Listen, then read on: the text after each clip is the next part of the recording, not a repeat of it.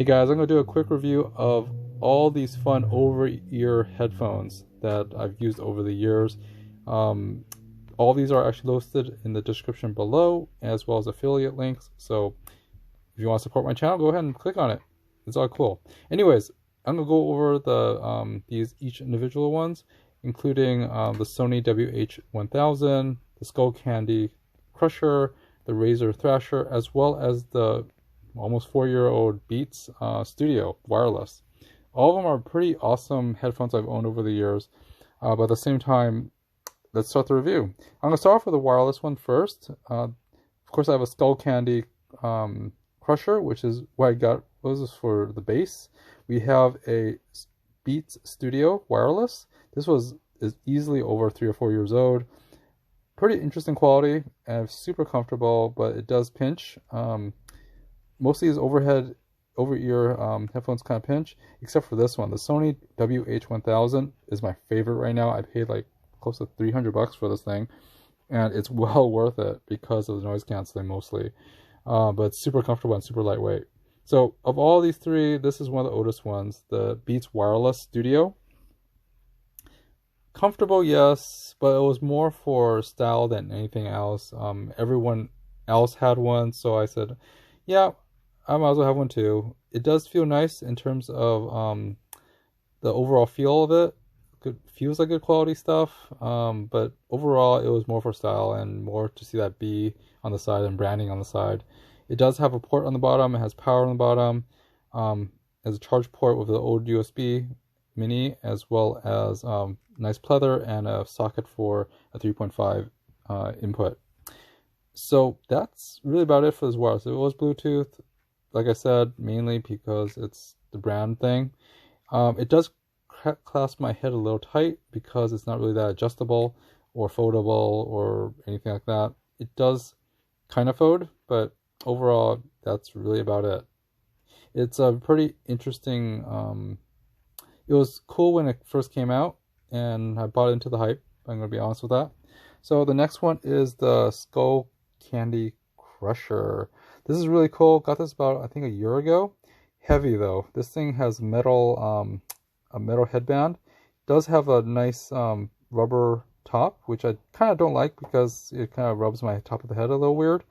Well, not exposed wires, but the wires that dangle out. I don't really care for that, but the fact that it has that, it's really cool. I do love the pleather and the nice cushioning. I do love that. That does feel good. And it does stop a lot of the sounds, but you really couldn't hear the sounds because the bass is really strong in that guy. Compared to the Studio, it's, the leather on the Studio is a little better, I guess, and it's already lasted for several years like this, but this is relatively new, well, at least a year old. There is a slider bar for the bass, which is pretty awesome. I think whoever ever buy this will probably buy it for the bass. If you love bass, buy it. Charger ports on the bottom, as well as the 3.5, as well as a plus minus button for playback and stuff. There is a microphone on the side, which is really cool. So this is a Bluetooth headset, wireless, pretty awesome stuff. Good styling, good. It hasn't broke down on me, which is cool. I figured it's Skull Candy, but yeah, it's actually really good quality of all those Skull Candy ones I've owned before. This is a Sony WH1000. This is my favorite right now. This is the 1000M3, the model version 3. I carry this everywhere now, to the library, to cafes, and everything. At first I thought it was like, oh, okay, I really don't want to do it, but it's really comfortable in terms of the top cushioning, side cushioning for the ears. I could, use this for hours, and I even, I could fall asleep with this thing, and it folds and for storage, which is really nice. I'll show you the case a little later. What I found out was that, it has a metal slider, but it's super lightweight. This is extremely lightweight. It's meant for you to take on an airplane and stuff. The connections on the bottom has USB-C, which makes it for easy charging because all my cell phones are now USB-C now, so it makes it perfect. There are microphones all over this thing so that it does really accurate noise canceling, and when you put this thing on, it brings you to another world, and I sometimes don't even put anything out. The inputs on the bottom, there are a ambient noise cancel button as well as a power button. It does have a USB-C charging port and a light. So I usually don't even play music on this. The music reproduction is really nice. Not a lot, not super bassy or stuff. You can control it through an app. In fact, it's all app controlled, and the controls on the side are touch-based controls, unlike buttons like the Crusher or the other one.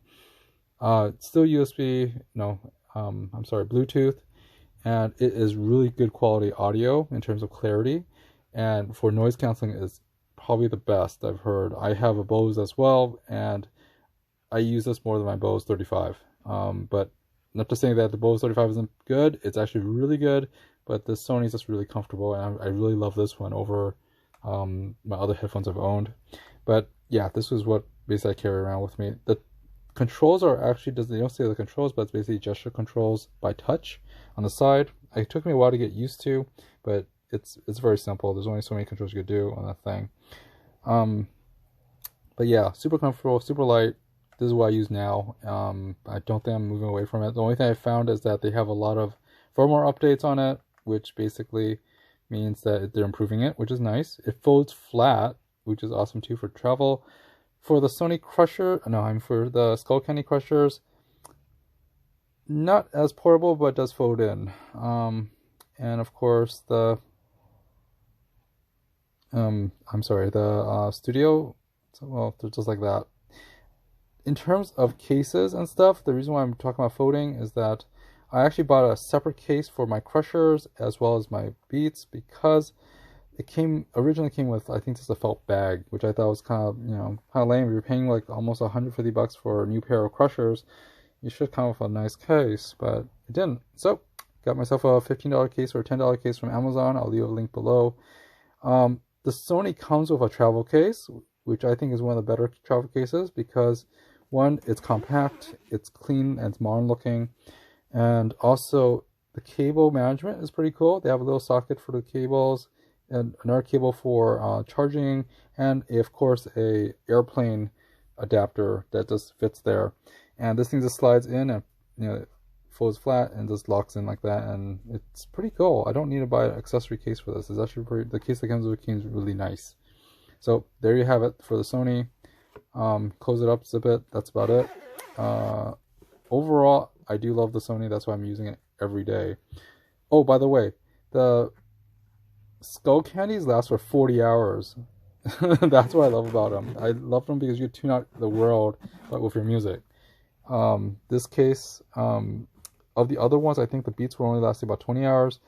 The Sonys last a good, I think, 30 to 40 hours again too, because they kind of last for a long, long time. But I did a review of the Sonys before, so for the Beats Studio 2, basically I have a case for that as well. Again, one of these cases I bought a few years ago.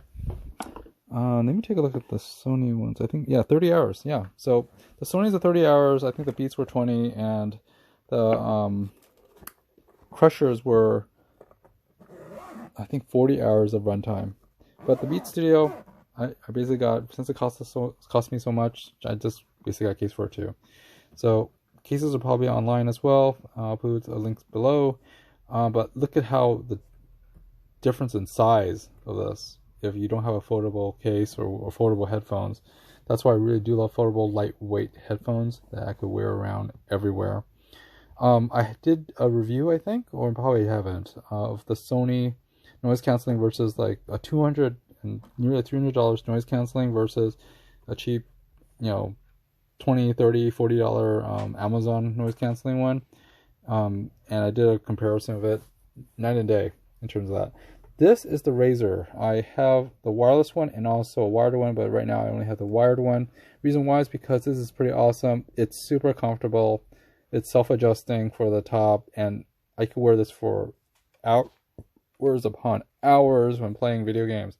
Because the pads are so big, they are super comfortable, and there's a boom mic that actually extends out, and it's wired, so you don't need batteries. That's the best part. You just plug it in, and just use just basically don't have to worry about batteries, to be honest, and the sound's great. So it's also a headset, so it's more for gaming than anything else, but I like the fact that it's really, really comfortable. You could wear that for probably more than the 10 hours or whatever when you play video games.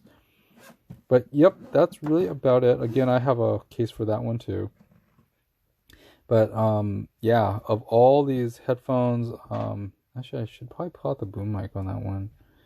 As you can see, the Razer is actually very big, and to the point of where they design were nice. You have nice cushions. You know, it has good, very comfortable cushions, really comfortable. But if I had to wear one of these things, I'd wear the Sonys because they are absolutely worth it. They are soft, they are comfy, they don't pinch anything. All these other headsets, they are pretty. This is except for the Razer. The Razer is extremely comfortable. The other, the Beats and also the Skull Candy, kind of pinches my whole head. So after a while, it gets kind of tiring. But you don't wear the thing for. Oh, there's the boom mic. Yep, you could pull. I like how they hid the boom mic in there, so you just pull it out, which is pretty nice. But these things are gargantuan and not meant to be walked around with, but you know they're meant definitely for gaming, for comfort, and also to take block out most of the sound with those huge, comfy things, and you could hear like all the video game stuff and talk to other folks. Anyways, really cool. I do like the Razer, but the Sonys are extremely comfortable and extremely good audio. And well, that's very opinionated for the audio. It's very clean audio for the Sony. You could change the settings in the app. The wiring for the Razer, pretty nice. Has a little button for it. For mic controls and sound controls and stuff, which is cool. Yeah, it's a braided cord. I do like that too. Very cool in terms of use. So if I'm playing video games, I definitely use the Razer. If I'm on a voice conference or talking over the telephone, I'll probably use the Sonys because the mics they have on the Sony actually picks up audio very well and also does noise canceling for your meeting or your telephone call when you have it on Bluetooth. So that's another bonus that the Sony has, but it is a $300 or $250 headphones. So of all these three, yes, you probably know which one I usually use now the most is the Sony one. But up to you. If you are buying something for your, depends on what you use it for. If you're using it for gaming, I would probably get something wired like that.